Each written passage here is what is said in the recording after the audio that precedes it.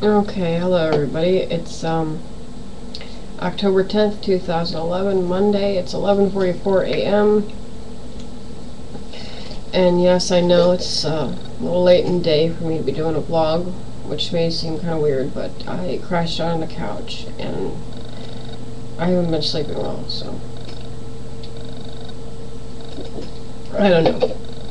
I'm nocturnal by nature and trying to get myself to be normal as far as, like, get up in the morning and be awake all day and sleep 8 hours a night. That just doesn't work for me. But anyway, this vlog is about the whole Occupy Wall Street thing that's going on. I haven't been really keeping much on it, so I'm pretty ignorant of it, and it's my fault. I've been slacking and keeping up with the news. I did find a link that I will post in the description thingy below this. That is the first official release from Occupy Wall Street. It's user submitted. It's submitted by somebody from Woodstock, Illinois. It's a pretty long list, and it's from the New York Assembly because that's where it started. It's going to be moving moving west, and gaining momentum, I predict. I could be wrong. I do see this as a whole lesson in do not believe everything that you read in the media, because the media will tell you what they want you to know, not what should be open knowledge for everyone.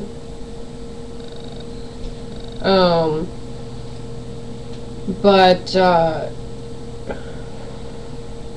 from what I've heard already, because I watched a little bit of the Alex Jones show, couldn't really watch too much of it because I started to get kind of like upset, and I've been trying to work on not getting riled up over stuff right now.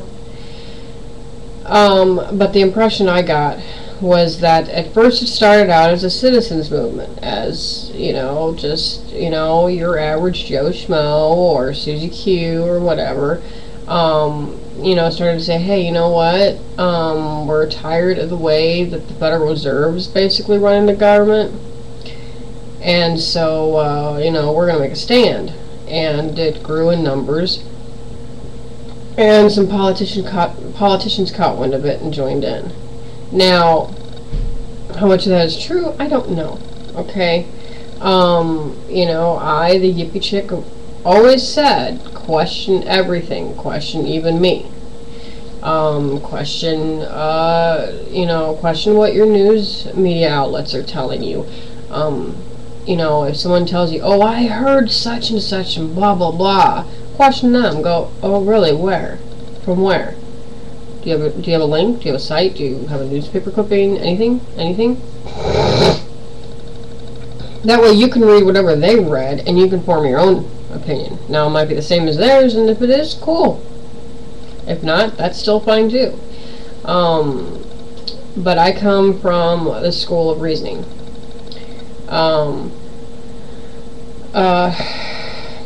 Socrates had it right. He was a good man back in that day, and they killed him.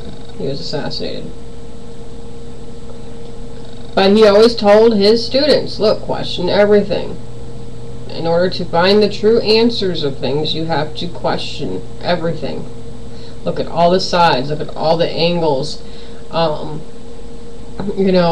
Question who's saying things, question everything. There's times where maybe you have to question yourself and find out where you stand and what you truly believe in. I'm not here to influence anybody's beliefs. I tend to do that by just babbling my head off and saying how I feel with a lot of force and enthusiasm and everything. But I'm not here to change your mind. I'm not here to tell you that you must think and feel the way that I do, because quite frankly, I don't know how I think or feel half the time. I just get very emotionally invested in humanity as a whole. And I just don't agree with the way humanity is being treated across the globe. But since I am a little American, I can only speak from the perspective of being an American. You know, if I lived in other countries, I would be speaking as a citizen of that country, you know. You know, and for generations, America has been bombarded with propaganda. It started a lot earlier than what is generally thought. And I don't feel like going into the history of it, but basically, politics got really, really sticky after Andrew Jackson. And it started to kind of clear up with Abraham Lincoln, and then after he was assassinated, it got sticky again. It started to clear up again with JFK.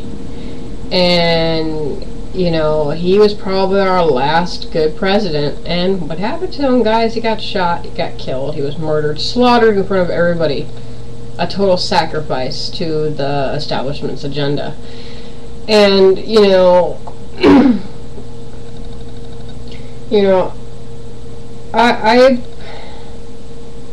been really lax in keeping up with this, and I do apologize. Part 2, I'm just going to read off the things that they're saying is going on, the things that they're protesting against.